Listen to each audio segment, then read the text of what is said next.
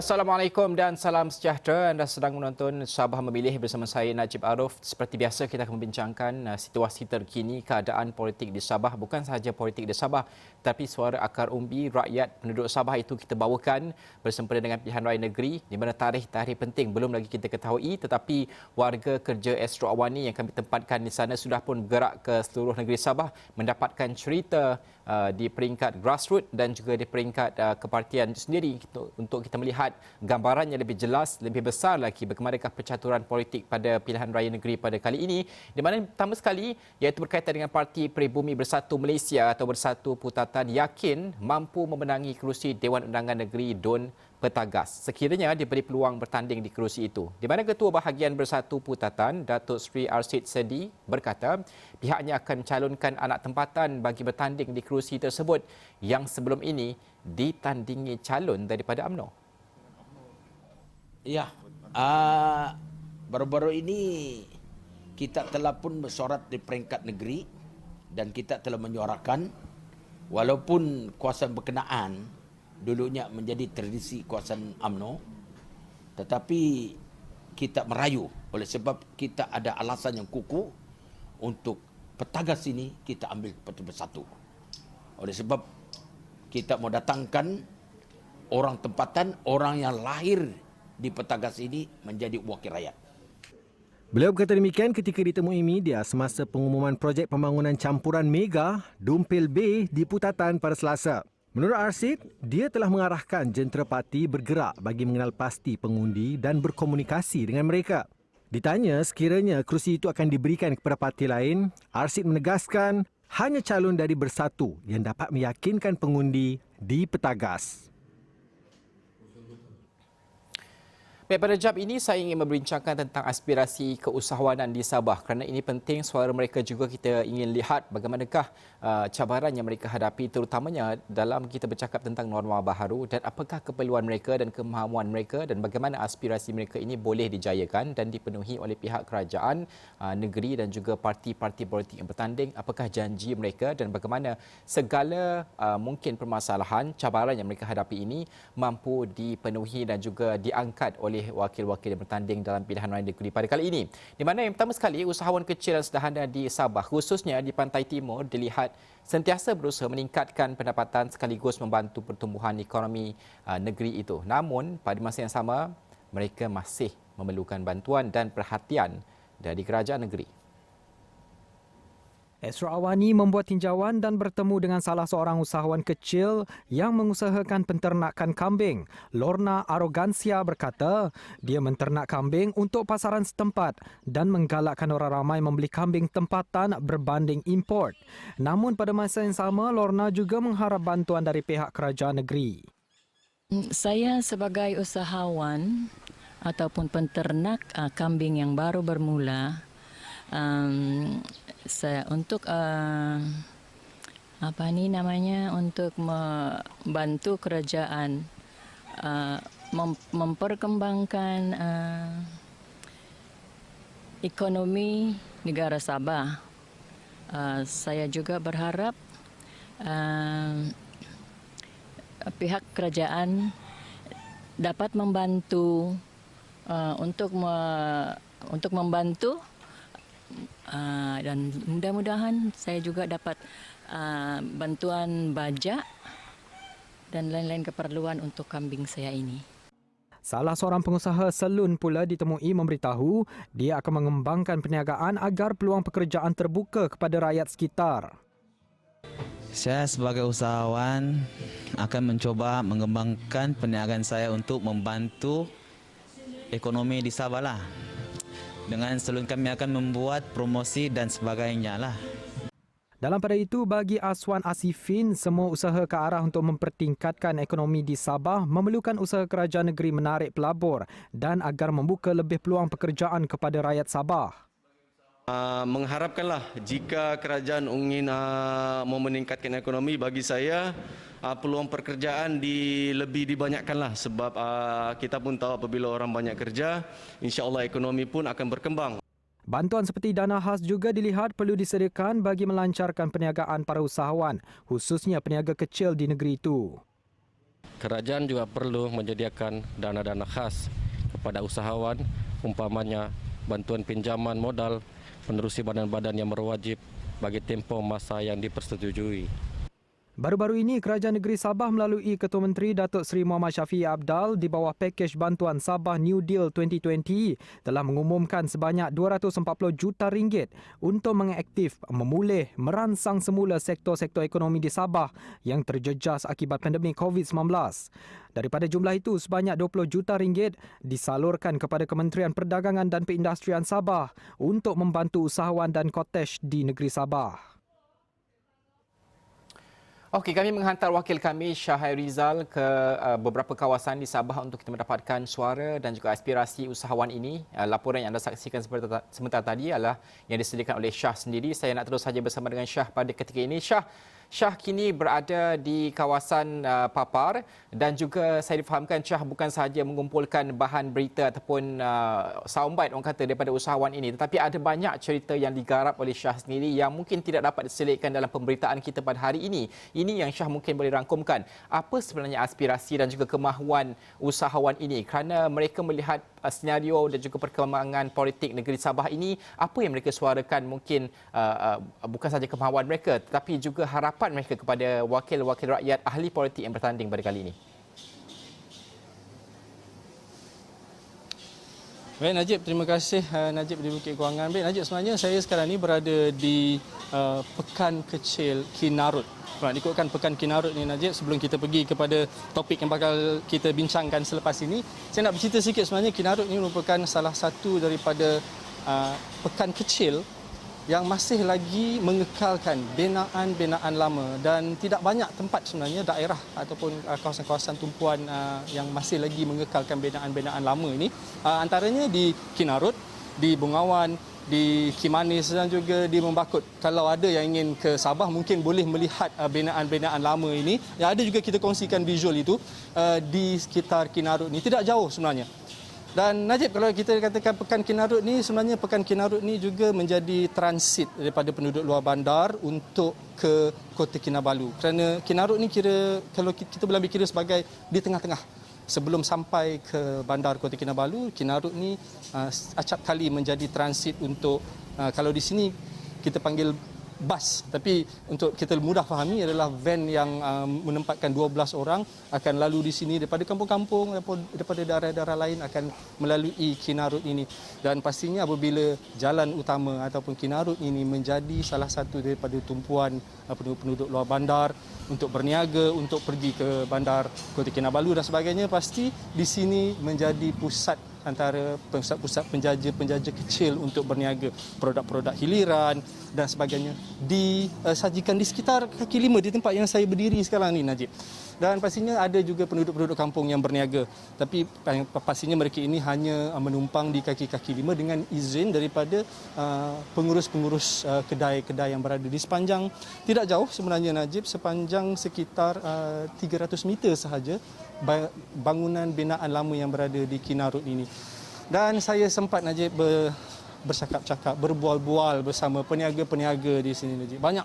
Banyak sebenarnya, banyak warna yang mereka kongsikan dengan saya di sini Najib. Berkenaan dengan bagaimana selepas pasca PKP dan bagaimana mereka memulakan perniagaan dan apa kreativiti yang mereka terapkan dalam perniagaan mereka selepas MCO ataupun PKP itu dan seketika ini. Dan saya sempat menemubual salah seorang warga emas yang tidak kita rekodkan sebenarnya. Ada 3 individu yang sempat saya temubual di sini yang tidak kita rekodkan kerana mereka tidak mahu. Tapi saya ingin kongsikan juga apa yang dikatakan oleh salah seorang warga emas di sini. Wanita tersebut mengatakan bahawa sebelum PKP mereka melakukan perniagaan runcit. Tetapi asal kedai tersebut adalah merupakan kedai kopi pada dulunya. Kerana binaan di sini merupakan binaan yang berusia saya kira dibina pada tahun 1940 menurut penduduk-penduduk yang berada di Kinarut ini. Jadi katanya selepas pada kedai kopi mereka perniagaan itu agak merudum, jadi mereka telah bertukar kepada kedai runcit. Jadi selepas kedai runcit itu berlaku agak lama, beberapa generasi seterusnya masih kekal, tetapi apabila COVID ini berlaku, MCO ini berlaku, PKP ini, mereka kurang pendapatan. Jadi apa yang mereka lakukan adalah mereka menggandakan usaha dengan mempelbagaikan produk. Salah satu kedai yang saya sempat pergi tadi di tempat wanita tersebut, beliau mengatakan bahawa mereka telah menjual barangan-barangan elektronik sebagai tambahan, sebagai option, sebagai pilihan. Bukan saja kedai runcit tapi juga untuk salinan fotokopi dan juga untuk penjualan telefon bimbit. Kerana itu juga menjadi salah satu daripada tarikan dan juga tumpuan dan juga permintaan penduduk-penduduk dan juga mereka-mereka yang melalui kawasan ataupun jalan Kinarut Town ini, Najib. Dan salah seorang peniaga lagi saya temui juga, dia mengusahakan kedai kopi yang di depan saya berdiri sekarang ini adalah restoran Ming Heng ini. Beliau mengatakan salah satu cara untuk beliau menambah pendapatan adalah kena rajin sikit, katanya, Najib. Okey, saya tanya rajin macam mana tu sebenarnya kalau nak kira rajin? Dia kata rajin ni macam ni. Kalau sebelum ni urus niaga berakhir pukul 6 petang, dia kata kita rajin sikit, kita tambah 3 jam. Pukul 9 malam baru tutup. Jadi secara tidak langsung pendapatan tu ada bertambah sedikit. Kerana tidak mahu berharap, tidak mahu bergantung harap kepada kerajaan. Bukan tidak mahu bergantung harap kerana kurangnya bantuan, tidak. Tapi bagi mereka ingin mencuba sendiri bagaimana mereka untuk meningkatkan pendapatan mereka itu. Jadi, tapi ada juga kekurangan yang dikatakan oleh pengurus kedai ini. Beliau mengatakan bahawa beliau terpaksa mengurangkan pekerja daripada 3 orang kepada 2 orang sahaja kerana peningkatan kos itu agak tinggi, jadi mereka terpaksa mengurangkan pekerja. Jadi mungkin nasib yang kurang baik kepada pekerja tersebut, tapi pekerja tersebut katanya telah dilamar oleh salah satu pengusaha kedai di sini. Cukup, bagi saya ini satu yang cukup baik, berita yang baik yang kita terima bagi penduduk di sekitar Kinarut, bukan saja yang berniaga tapi juga kepada yang bekerja. Ya. Dan Ben Najib, itu yang antara yang kita dapat kongsikan berkenaan dengan bagian suasana di sini. Syah, bagaimana untuk kita melihat, kerana saya tidak pernah sampai ke Kinarut di Papar ini. Syah telah sampai. Dalam keadaan kita berkata tentang soal kelaziman baharu ini, norma baharu ini, adakah peniaga-peniaga ini berkongsi tentang bagaimana kesan yang mereka hadapi disebabkan oleh PKP dan juga pelaksanaan PKP ini dan juga norma baharu yang mereka lalui pada ketika ini? Adakah orang ramai lebih berhati-hati membeli di kedai mereka ataupun bagaimana keadaan jualan mereka kalau disifatkan?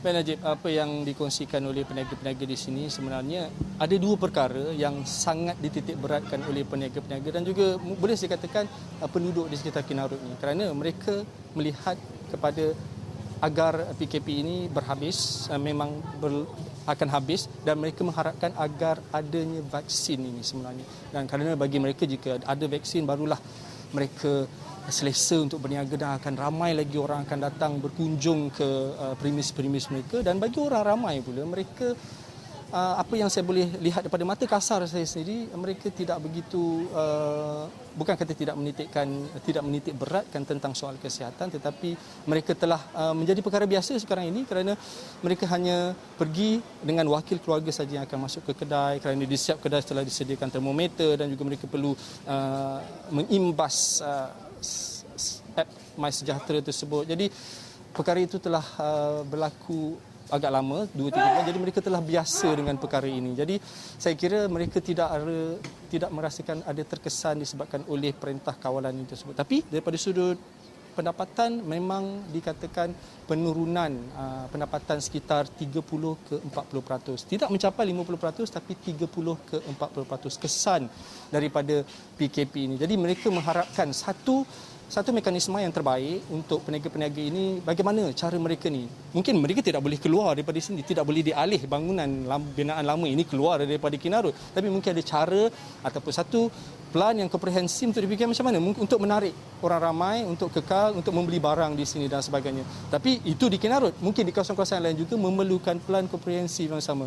Sabah ni besar, Najib. Kalau kita nak berkatakan tentang bagaimana untuk menjaga ni, sangat rumit, dan bagi saya dia satu tugas yang amat besar dan amat berat untuk dipikul oleh wakil-wakil rakyat yang bakal dipilih pada pilihan raya umum negeri ini. Dan Najib, nak bercakap pasal pilihan raya umum ni, Najib, saya sebenarnya pada sebelah pagi tadi saya sempat bertemu dengan peniaga di sekitar Putatan. Saya amat terkejut sebenarnya kerana bila saya bersinggah untuk menjamu selera sarapan pada sebelah pagi tadi di sekitar Putatan, tapi apabila dia bertanya melihat kepada kamera dan juga tag nama media yang saya pakai, mereka tanya, peniaga tersebut telah menegur saya. Dia kata, ada liputan ke di sini? Saya cakap, ada, boleh ke saya nak menemu bual puan? Saya bertanya. Jadi dia kata, boleh. Saya ada banyak benda saya nak perkatakan. Jadi mungkin kita boleh kongsikan di sini, Najib. Sebenarnya apa yang dikatakan agak mengejutkan saya. kerana katanya sekitar sebelum PKP beliau ada cuba membuat pinjaman, tapi pinjaman perniagaan katanya, tapi pinjaman perniagaan tersebut tidak diluluskan. Jadi saya tanya kenapa puan? Jadi dia kata kerana pihak yang memberi pinjaman tersebut mengatakan beliau tidak layak. Hanya itu saja. Jadi berlakulah PKP, tiada follow up yang dibuat oleh peniaga tersebut, tetapi ketika PKP ini beliau turut mengatakan rungutan dia, bantuan-bantuan yang disediakan kerajaan negeri juga tidak sampai kepada beliau. Jadi saya agak terkejut kerana apa Najib? Kerana Putatan itu dengan pusat pentadbiran negeri Sabah ini terlalu dekat, bagi saya terlalu dekat. Kerana mungkin dalam tempoh perjalanan 30 minit saja daripada pusat pentadbiran. Jadi agak mustahil kira perkara-perkara ini boleh berlaku, keciciran ini. Tapi mengambil kira geografi Sabah yang begitu besar dan pastinya penduduk yang begitu padat, berhampiran dengan bandar besar seperti Kota Kinabalu, pastinya ada peniaga-peniaga yang tercicir yang tidak dapat maklumat yang sepatutnya yang disampaikan oleh kerajaan negeri.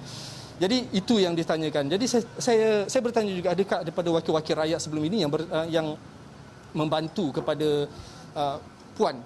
Jadi dia berkata kepada saya, dia kata masa pilihan raya dah 2 kali pilihan raya katanya.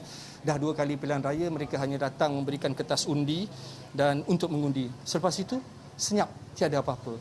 Jadi saya merasa agak kecewa mendengarkan apa yang telah dikatakan itu. Jadi atas nasihat daripada rakan-rakan di bilik berita di Sarawak, saya telah cuba mendapatkan juga pandangan daripada wakil rakyat di sekitar kawasan Putatan itu, daripada Datuk Jun Suong sendiri, itu Adun Tanjung Aru. Jadi saya telah menghubungi beliau pada sekitar jam 1 tu, dan dia tengah menghubungi saya semula. Saya cuba menghubungi dan dia menghubungi saya semula. Dia mengatakan bahawa beliau akan meneliti perkara ini dan melihat masalah keciciran tersebut, dan kerana bagi beliau apa yang telah dilakukan kerajaan negeri telah disampaikan melalui maklumat pemberi-pemberi maklumat atau pusat-pusat maklumat yang berhampiran di sekitar kawasan peniaga tersebut. Jadi kita lihat dan kita tunggu dan lihat apa yang bakal dilakukan oleh wakil rakyat tersebut dan juga apa yang bakal diterima oleh peniaga itu nanti. Najib. Okey, Syah. Terima kasih Syah. Kita akan melepaskan Syah kerana Syah tadi sebelum bersiaran Syah kata nak makan durian. Belakang tu ada jual durian. Kita lepaskan Syah dan juga rakan-rakan berita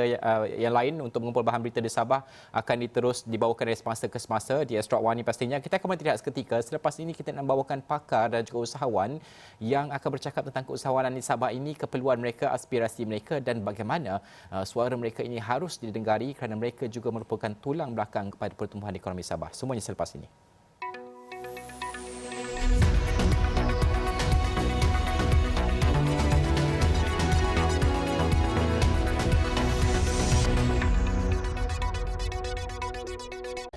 Masih lagi menonton Sabah Memilih bersama saya Najib Arif. Seterusnya saya nak bersama dengan Izrul Azrai Muhammad Idrus yang merupakan Naib Presiden Pertubuhan Usahawan Generasi Muda Berjaya Malaysia GMB yang bersedia Skype ketika ini. Assalamualaikum Izrul, terima kasih bersama kami pada jam ini. Pertama sekali, Izrul, kalau boleh kita bincangkan, tadi rakan setugas kami membawakan cerita dari Sabah, usahawan-usahawan ini, pelbagai suara yang mereka nyatakan. Mereka kata mereka boleh berusaha tetapi perlukan bantuan kerajaan negeri.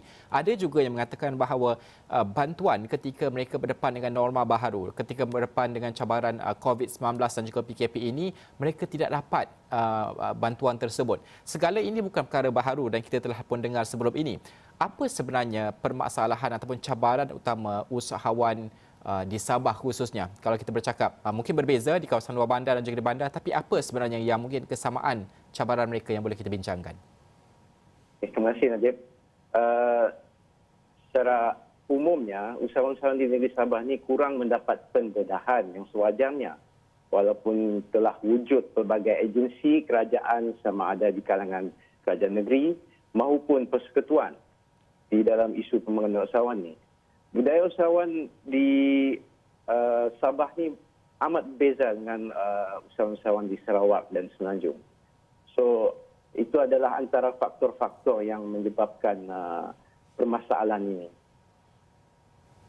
Okey, bagaimana untuk kita melihat bantuan kerana bantuan ini adalah sesuatu yang memang kita nyatakan memang ada wujud dan sebagainya, tapi ialah Sabah itu adalah negeri yang besar juga kan. Bagaimana untuk kita melihat bantuan yang diberikan sebelum ini, adakah ia memenuhi segenap orang kata apa aspek komuniti perniagaan itu dan menyelesaikan sedikit sebanyak permasalahan yang mereka hadapi pada sebelum ini? Komen saya tentang bantuan yang diberikan oleh kerajaan tidak menyeluruh. Okey, dia cantik di atas tetapi bila pelaksanaannya tidak menyeluruh. So ada usahawan yang dapat dan ada usahawan yang tidak dapat. Itu yang membuat usahawan ini bingung sikit. So they must have pentaklifan yang jelas untuk peringkat pembangunan. Jadi apabila kerajaan negeri itu sendiri mempunyai database untuk usahawan-usahawan ini, senang untuk menyalurkan bantuan kepada mereka. Bagaimana untuk kita melihat dalam norma baharu ini bagi usahawan di Sabah khususnya? Kerana banyak perkara yang berubah daripada kelaziman biasa untuk usahawan di Malaysia dan juga di Sabah khususnya kan. Bagaimana norma baru ini menjadi cabaran baru buat usahawan di Sabah? Apa yang mereka hadapi dan juga mungkin sedikit sebanyak tekanan yang mereka hadapi? Mungkin semasa PKP itu mungkin ramai usahawan tertekan kerana tidak dapat menjalankan perusahaan mereka. Tapi alhamdulillah selepas ekonomi dibuka, para usahawan ini pun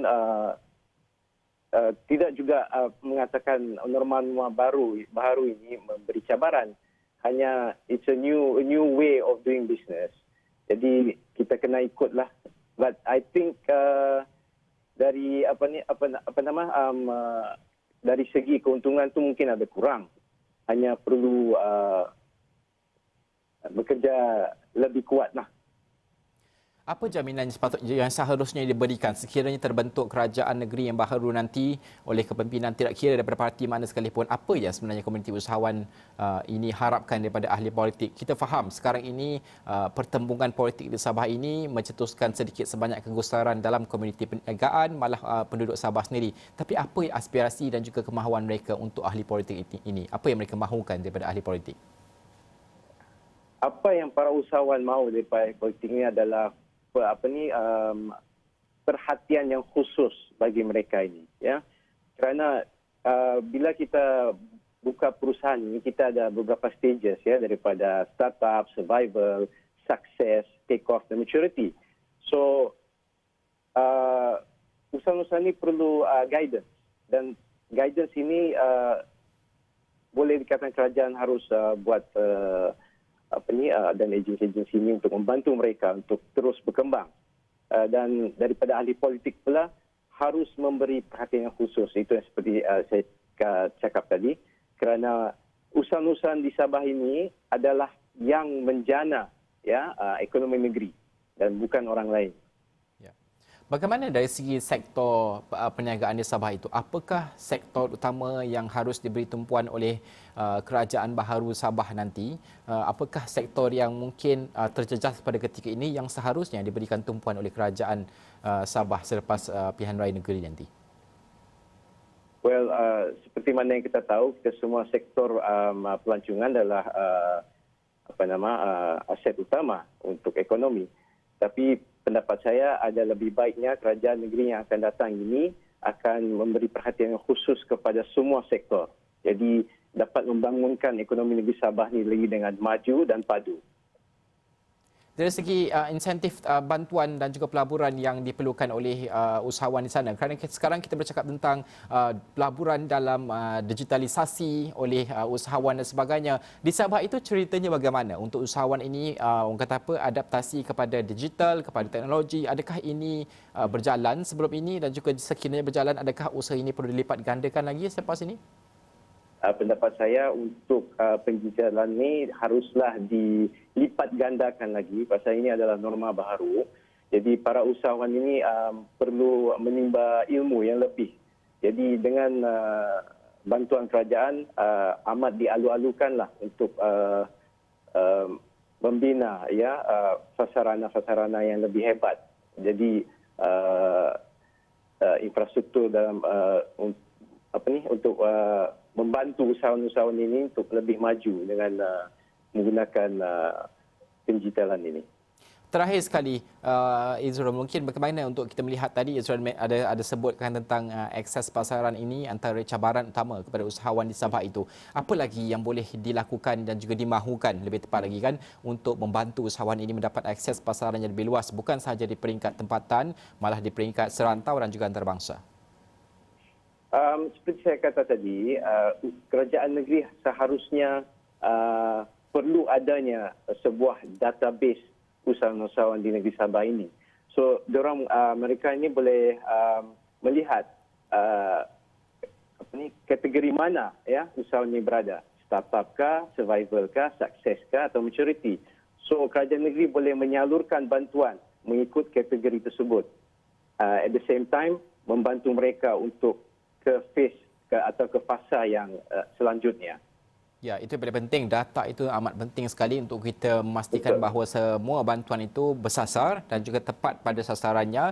Izrul, terima kasih kerana menyertai kami pada jam ini, memberikan buah fikiran yang amat penting sekali untuk kita sama-sama melihat kepada pembangunan usahawan di Sabah. Itu tadi Izrul Azrai Muhammad Idrus yang merupakan Naib Presiden Pertubuhan Usahawan Generasi Muda Berjaya Malaysia GMB, membincangkan apakah aspirasi dan juga kemahuan usahawan, kerana mereka juga merupakan komuniti yang amat penting di Sabah yang akan menjadi suara penentu kepada pilihan raya negeri pada kali ini, dan yang paling penting usaha mereka itu menjalankan perniagaan adalah merupakan tulang belakang kepada ekonomi negeri Sabah yang harus diberi perhatian. Bagaimanakah aspirasi mereka dan suara mereka ini akan diangkat oleh setiap calon yang bakal bertanding dalam pilihan raya negeri ini yang akan kami bawakan dari semasa ke semasa, dan semua ini akan kami rangkumkan di astroawan.com, dan pastinya anda boleh muat turun aplikasi Astro Awan ini untuk mendapatkan perkembangan terkini dari semasa ke semasa.